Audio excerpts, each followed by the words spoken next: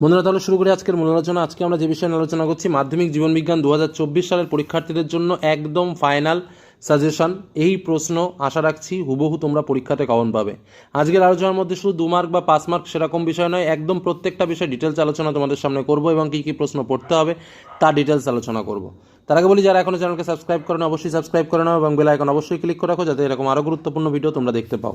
আমাদের এই যে আজকের যে সাজেশন প্রস্তুত করেছেন আমাদের স্কুলের শিক্ষক অজিত স্যার, তাকে অসংখ্য ধন্যবাদ এই সাজেশনটি তুলে ধরার জন্য। তো চলো আমরা পরপর যে বিষয়গুলো আমাদের প্রথমেই একটু জানার দরকার সেই বিষয়টা একটু জেনে নিই।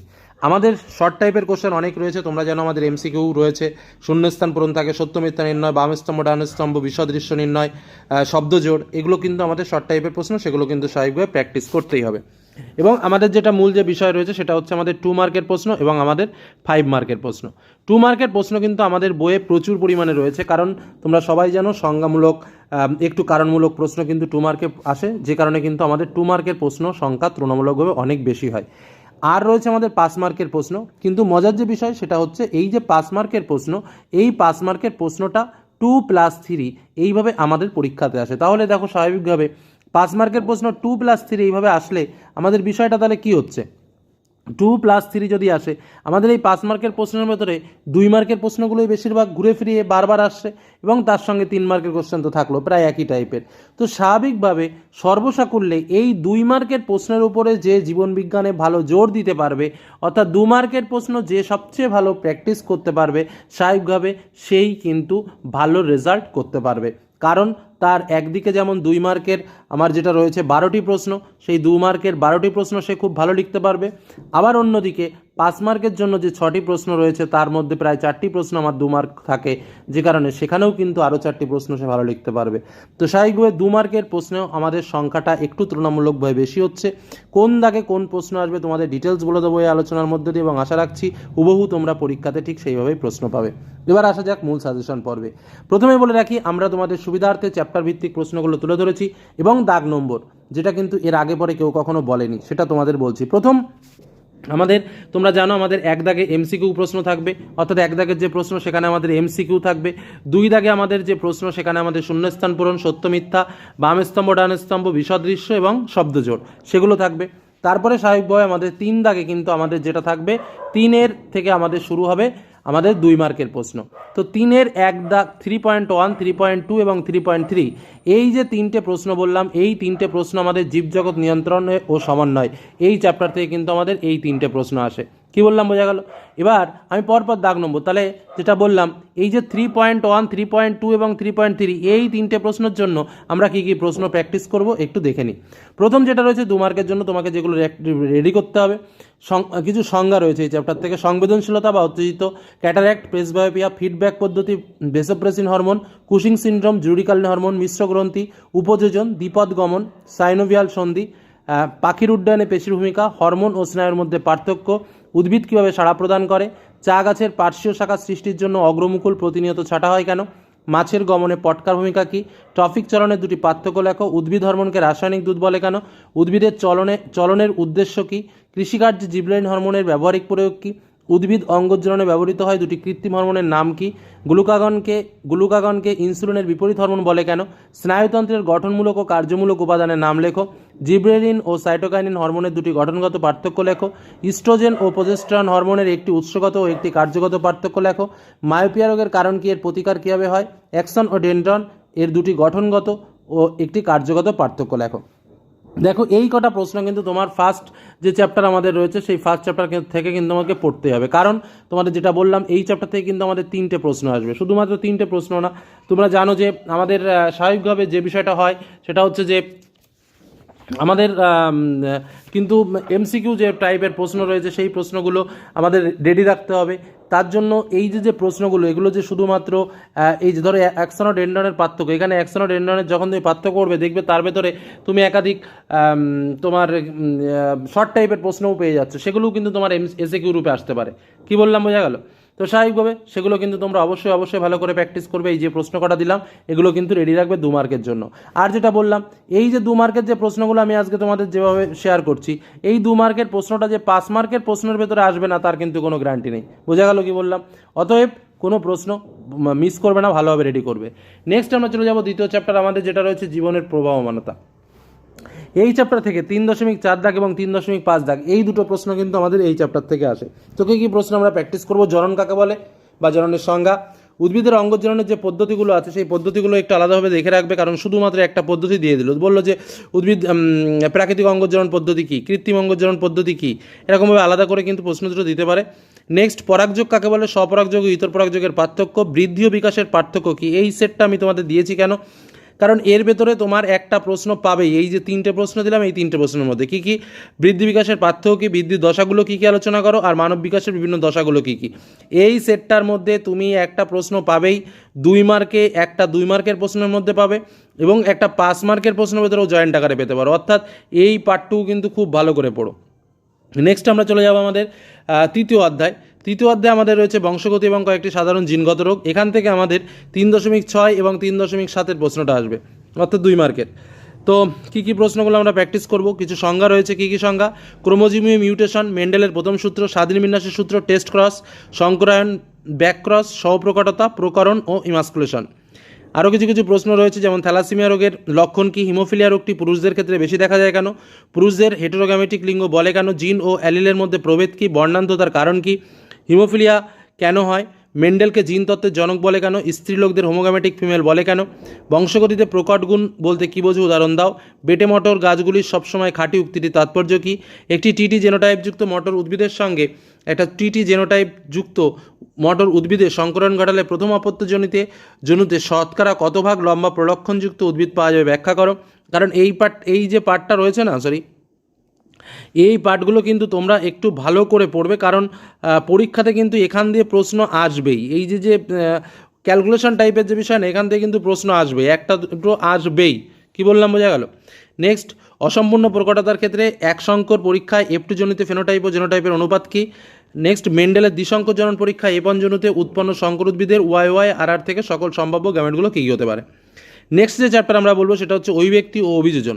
এই চ্যাপ্টারে তোমাদের 3.8 এবং 3.9 এই দুটো প্রশ্ন কিন্তু তোমার এই চ্যাপ্টার থেকে আসবে। কী কী প্রশ্ন?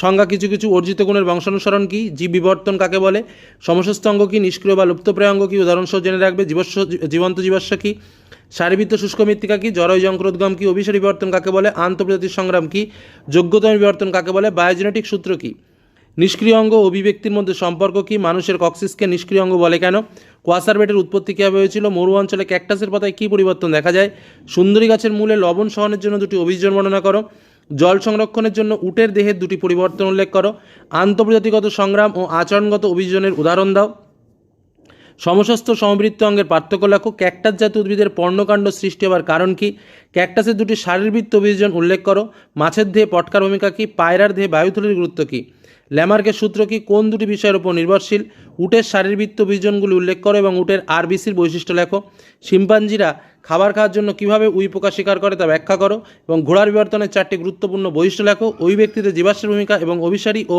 অপসারী অভিযোজনের দুটি পার্থক্য লেখো।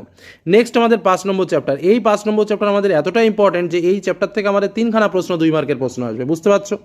তো চলো কী কী প্রশ্নগুলো পড়বো একটু দেখে নিই, এরপর আমরা 5 মার্কের প্রশ্ন একদম দাগে দাগে বলবো কোন দাগে ঠিক কী প্রশ্ন আসবে।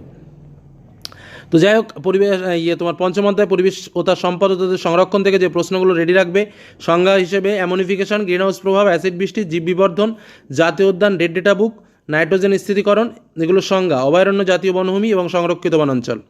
নেক্সট, জলাভূমিকে প্রাকৃতিক বৃক্ষ বলে কেন, সুন্দরবনকে বায়োস্ফিয়ার রিজার্ভ বলে কেন, ইনসিটু সংরক্ষণ এক্সিটু সংরক্ষণের পার্থক্য, চিড়িয়াখানা ও বোটানিক্যাল গার্ডেনের পার্থক্য, অম্লবৃষ্টির ফলে পরিবেশের কী ক্ষতি হয়, জনবিস্ফোরণের সমস্যা সমাধান, জয়েন্ট ফরেস্ট ম্যানেজমেন্ট বলতে কী বোঝো, প্রজাতির বিলুপ্তি ঘটানোর ক্ষেত্রে বিশ্ব উষ্ণায়ন ও জলবায়ুর পরিবর্তনের প্রভাব কেমন, গন্ডারের সংখ্যা কমে যাওয়ার কারণ কী, নাইট্রোজেনের আবদ্ধকরণের দুটি উপায় লেখো, বায়ু দূষকের নাম ও গুরুত্ব লেখো, মানুষ কীভাবে নাইট্রোজেন চক্রকে প্রভাবিত করে, শব্দ দূষণের ক্ষতিকর প্রভাব লেখো, জীববৈচিত্র্যের দুটি অর্থনৈতিক সুবিধা কী, অভয়ারণ্য সংরক্ষিত অরণ্যের মধ্যে পার্থক্য কী, ভারতে কুমির ও রেড পান্ডা সংরক্ষণের দুটি স্থানের নাম লেখো। তো এই চ্যাপ্টার থেকে এই প্রশ্নগুলো তোমাকে রেডি করতে হবে। এবার আমরা আসবো 5 মার্কের প্রশ্ন, একদম দাগে দাগে 4.1 দাগে যে প্রশ্নটা আসবে 5 মার্কের প্রশ্ন আমাদের করতে হবে 6টা, 6 গুণ 5 30, একদম দাগে দাগে যে প্রশ্নগুলো বলছি ভালো করে রেডি রাখবে। এর সঙ্গে যে 2 মার্কের প্রশ্নগুলো বলেছি সেই প্রশ্নগুলো রেডি রাখবে, ব্যাস এই কটা যদি রেডি করতে পারো 2 মার্কের কোশ্চেন এবং 5 মার্কের কোশ্চেন বাইরে আসবে না, এটুকু তোমাদের বলে দিলাম, ঠিক আছে? শর্টের জন্য বইটাকে খুঁটিয়ে পড়তে হবে। তার সঙ্গে যে আমি সেটগুলো তোমাদের সামনে কিছু কিছু সেট তুলে ধরছি, মোস্ট ইম্পর্টেন্ট 100, মোস্ট ইম্পর্টেন্ট 60, এই যে সেট দিচ্ছি 4-5টা, এই 4-5টা সেট পরীক্ষার আগে রেডি করে যাবে, দেখবে শর্ট ওর বাইরে থাকবে না। তো চলো 5 মার্কের প্রশ্ন। প্রথম প্রশ্ন, নিউরন অথবা ক্রোমোজোমের ভৌত গঠনের চিত্র। দ্বিতীয় প্রশ্ন, মিওসিস কোষ বিভাজনের 3টি গুরুত্ব লেখো। ডিএনএ, জিন ও ক্রোমোজোমের সম্পর্ক লেখো। উদ্ভিদ কোষের সাইটোকাইনোসিস ও প্রাণী কোষের সাইটোকাইনোসিসের মধ্যে পার্থক্য। ইউক্রোম্যাটিন ও হেটারোক্রোম্যাটিনের মধ্যে পার্থক্য কী? দেখো একটা কথা বলে রাখি, এইখানে যে প্রশ্নগুলো রয়েছে এর মধ্যে কিছু কিছু প্রশ্ন তোমরা 2 মার্কেও কিন্তু পেয়ে যাবে। 2 মার্কের যে সাজেশন দিয়েছিলাম, কেন? কারণ এখানে একটা সেট দিয়েছি যে 4-এর 2 দাগে যে প্রশ্ন আসবে এর বাইরে প্রশ্ন আসবে না। অর্থাৎ যেমন 1 দাগে আমি কি দিয়েছি দেখো, 1 দাগে আমি দিয়েছি নিউরন অথবা ক্রোমোজোমের ভৌত গঠনের চিত্র। অর্থাৎ এই দুটো তুমি করবে, এর মধ্যে একটা পাবেই নিউরন একটাই আসার কথা, তবুও তুমি দুটো করে যাবে। হলো 4.2 দাগে যে প্রশ্নটা দিচ্ছি এর বাইরে প্রশ্ন আসবে না, জয়েন্ট আকারে প্রশ্ন আসবে। হুবহু সম্পূর্ণ কোশ্চেন না আসলেও এর মধ্যে কেটে কেটে কেটে কেটে 2-1টা আসবে। অর্থাৎ এই সেটটা তুমি রেডি করবে। আচ্ছা, অথবাতে যে আসতে পারে, স্বপরাগযোগ ও ইতর পরাগযোগের মধ্যে পার্থক্য, সুবিধা অসুবিধার ভিত্তিতে একটি করে পার্থক্য। যেমন ধরো আমি 2 মার্কের প্রশ্নেও কিন্তু এই প্রশ্নটা দিয়েছি যে স্বপরাগযোগ আর ইতর পরাগযোগের মধ্যে পার্থক্য, এখানেও দিয়েছি, মানে জয়েন্ট আকারেও আসতে পারে। এই জন্য বলছি কিছু কিছু কোশ্চেন কিন্তু রিপিটেশন রয়েছে। যাই হোক, কোনো জীবের জন্য প্রজনন গুরুত্বপূর্ণ কেন? দিনিশেক প্রক্রিয়াটি ছকের সাহায্যে দেখাও। মিওসিস অনের ঘটনাগুলি ব্যাখ্যা করো, একটি ফার্মে যৌনক্রম পর্যায়ে চিত্রের মাধ্যমে দেখাও। সবুজপাক উদ্ভিদের যৌন জারণের পর্যায়গুলো কী কী? এবার আসবো 4.3 দাগের প্রশ্ন, কী কী আসতে পারে দেখো। টেস্ট ক্রসের সাহায্যে কীভাবে কোনো জীবের জেনোটাইপ নির্ধারণ করা যায়? মেন্ডেলের বংশগতি সংক্রান্ত সূত্র দুটি লেখো। মেন্ডেল মটর গাছ নির্বাচন করেছিলেন কেন? অথবাতে অসম্পূর্ণ প্রকটতাকে কেন মেন্ডেলের সূত্রের ব্যতিক্রম বলা হয়? লিঙ্গ সংযোজিত বর্ণান্ধতা কত প্রকার ও কী কী? একটি শঙ্কর কালো গিনিপিকের সঙ্গে একটি বিশুদ্ধ সাদা গিনিপিকের সংকরায়ন ফলাফল চেকার বোর্ডের সাহায্যে দেখাও। এবার আসবো 4.4 প্রশ্ন, ঘোড়ার বিবর্তনে কী কী পরিবর্তন ঘটেছে? সুন্দরী গাছের লবণের সহায়তার জন্য কী কী অভিযোজন ঘটেছে? জিরাফের গলা লম্বা হওয়ার কারণ সম্পর্কে ল্যামার্কের মতবাদ। অথবা তুলনামূলক অঙ্গসংস্থান কীভাবে জৈব ওই ব্যক্তির সাক্ষ্য বহন করে? চিত্রসহ লেখো। রুই মাছের জলজ অভিযোজন এ পটকার ভূমিকা কী? প্রাকৃতিক নির্বাচনে বাঁচার জন্য সংগ্রাম, এই দুটি ডারউইনের প্রস্তাবনা উপযুক্ত উদাহরণসহ ব্যাখ্যা করো। উটের জল ক্ষয় সহনের অভিযোজনগত বৈশিষ্ট্য কী? 4.5 দাগের প্রশ্ন, বায়ু দূষণের জন্য মানুষের আধুনিক সভ্যতা দায়ী, ব্যাখ্যা করো। মানবদেহে বায়ু দূষণের ফলাফল আলোচনা করো। সমুদ্রতলের জলতল বৃদ্ধির সঙ্গে সুন্দরবনের মানুষ ও জৈব বৈচিত্র্যের কী সমস্যা হতে পারে? অথবা বায়ু দূষণের কারণ ও ফলাফল লেখো। গঙ্গা দূষণের ফলে জীব বৈচিত্র্যের বিপন্নতার দুটি উদাহরণ দাও। বিভিন্ন দূষক কীভাবে মানব স্বাস্থ্যে প্রভাব ফেলে আলোচনা করো। লাস্ট কোশ্চেন, দৈনন্দিন জীবনে জীববৈচিত্র্যের গুরুত্ব লেখো। জন্মহার ও মৃত্যুহার দুটির পার্থক্য লেখো। অথবা প্রদত্ত ঘটনাগুলির সম্ভাব্য কারণ কী কী হতে পারে? যেমন কুমিরের সংখ্যা হ্রাস, পরাগ মিলনে সাহায্যকারী পতঙ্গের সংখ্যা হ্রাস, নিদ্রাহীনতা, রক্তচাপ বৃদ্ধি, আংশিক বা সম্পূর্ণ বধিরতা, জলে দ্রবীভূত অক্সিজেনের মাত্রা হ্রাস বা মরা মাছ ভেসে ওঠা, ফুসফুসের বায়ু চলাচলের পথে প্রবাহ। এই ঘটনার সম্ভাব্য কারণগুলো কী কী? ভারতে কুমির সংরক্ষণে কী কী ব্যবস্থা নেওয়া হয়েছে? অথবা ক্যান্সারের দুটি বৈশিষ্ট্য কী? লেখো। পূর্ব হিমালয়ের পাদদেশের জলময় বাসভূমিতে শুধু পাওয়া যায় এমন একটি বিলুপ্ত প্রাণীর নাম লেখো। নেক্সট, স্তন্যপায়ী প্রাণীর সংখ্যা বৃদ্ধি করার জন্য কী কী প্রচেষ্টা গ্রহণ করা হয়েছে লেখো। জীব বিবর্ধন কী? জীববৈচিত্র্যের গুরুত্ব কী? জীববৈচিত্র্যের হটস্পট নির্ধারণের শর্তগুলো কী কী? এবং ক্যান্সার সৃষ্টির কারণ কী? দেখো এখানে তোমরা অনেকেই ভাবতে পারো যে স্যার এখানে তো অথবা দিয়েছেন, ধরো এই 4.5 দাগের প্রশ্নটা দেখায় যে অথবাতে ওপরে একটা সেট দিয়েছেন, নিচে একটা সেট, স্যার যে কোনো একটা সেট পড়লে হবে না।